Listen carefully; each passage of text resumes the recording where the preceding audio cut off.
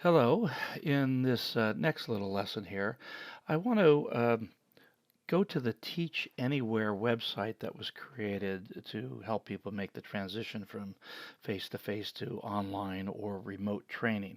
Now, as we moved into this mode so fast and furious, things were coming at you at lightning speed, and it can get kind of overwhelming. So there's things that are on that site that you don't really need to pay attention to anymore, or they might not be that important.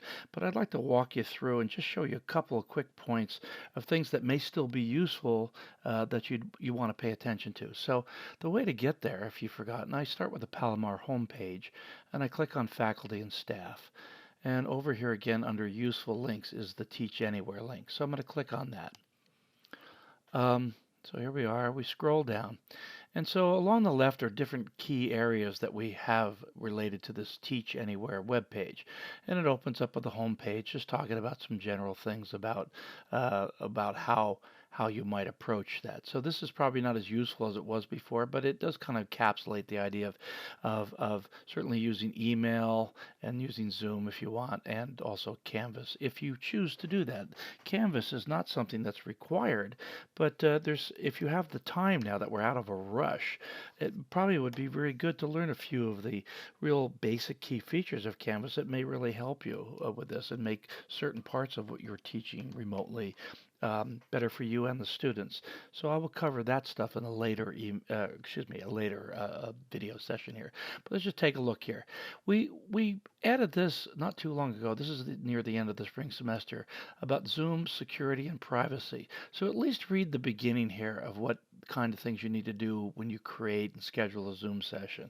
Later on, I'm going to walk you through that in a little bit more detail, but just know that's there. Here's two areas I want to point out, something called Getting Started and Best Practices.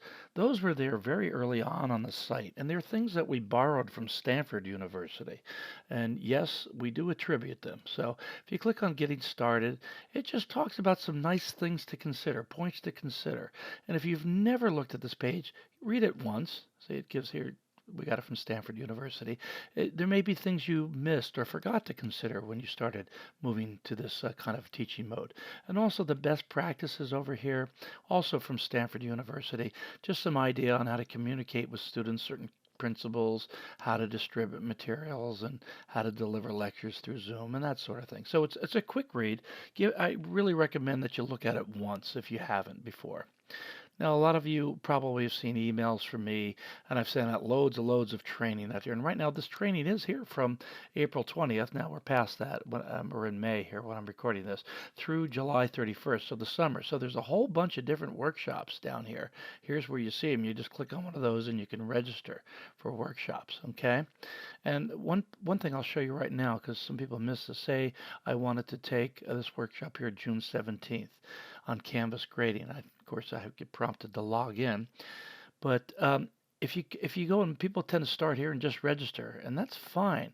But if you go down to the bottom here, there's an area. Here's where the link is, and some people have a hard time selecting this. It can be hard to do, but if you have a hard time just selecting that, select the whole thing. Just grab the whole thing, and now I'm going to hit Control C to copy, and then open up either Microsoft Word or some text area. I have there's Notepad or TextPad. I just have a text tool, but you could do this in Word and just copy that whole thing in there. And then here it'll be easier. Just select the whole thing there and do Control C or Control X for cut.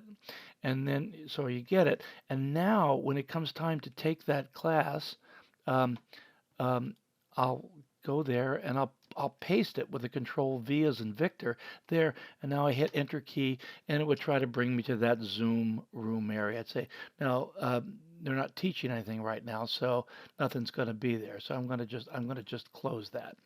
All right, so let's go back to the browser window. So picking up on the Teach Anywhere website, I did training. So just jumping down here a little bit, there are things that we have students with disabilities. You should read this once in your life about special considerations for the Disabled Resource Center, Disability Resource Center, and then some other accommodations that you might need to make. Notice the term accessibility. You've received emails from me over the past 2 years about how to make electronic documents work well with like the screen readers that are used by the blind, and for some using captions and how to put captions on videos for free. People will do it for you, so people who have hearing disabilities can read your words when they can't hear them. Practical tips area here was more about how to get on with your life while this is all going on. Just things on working from home, certain tips on that, dealing with online assessments. Cheating is something that I see a lot in the survey that I took about how do we prevent cheating. There's some sophisticated ways to do it with Proctorio, but it's there are some challenges there with remote instructions that since you can't have someone come into an exam room. There's stuff about just dealing with all the stress and having some fun and some extra articles, okay?